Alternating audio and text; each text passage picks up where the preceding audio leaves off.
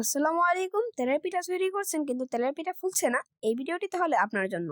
এই রেসিপিটি ফলো করলে 100% আপনার তেলের পিঠাটি ফুলবে। তো প্রথমে আমরা এখানে নিয়ে নিল 2 কাপের মতো চালের গুঁড়া। তারপরে এখানে অ্যাড করে দিল 1 কাপের মতো ময়দা। এই ময়দাটি হলো তেলের পিঠার আসল সিক্রেট। তো এরপর যে আম্মু এখানে অ্যাড করে দিল 1 কাপের মতো চিনি। তারপর দিয়ে দিল লবণ। এরপর যে এগুলাকে কুসুম গরম পানি দিয়ে ভালো করে একটি ব্যাটার তৈরি করে নিতে হবে। যে আরেকটি টিপস হলো, আপনারা এখানে ঠান্ডা পানি ইউজ না করে কুসুম গরম পানি ইউজ করার চেষ্টা করবেন। এতে করে কিন্তু ব্যাটারটি অনেক সুন্দর হবে। দেখতে পাচ্ছেন আম্মু একদম পাতলাও না ঘনও না এই টাইপের একটি ব্যাটার তৈরি করে নিয়েছে। কতটা সুন্দর হয়েছে ব্যাটারটি, আপনারা এভাবে তৈরি করে নেবেন। এরপর যে প্যানে দিয়ে দিল পরিমাণ মতো সয়াবিন তেল। তারপর এখানে ডুবো তেলে ভাজবার জন্য এখানে দিয়ে দিল এই পিঠার ব্যাটারটি। তো দেখতে পাচ্ছেন কত সুন্দর করে ম্যাজিকের মতো ফুলে যাচ্ছে। আপনারা যদি তাই করেন তাহলে আপনারাও কিন্তু এরকম ভাবে পিঠাটি ফুলিয়ে তৈরি করতে পারবেন। তো এরপর যে নামিয়ে নিলেই কিন্তু মজাদার এই তেলের পিঠাটি তৈরি হয়ে যাবে।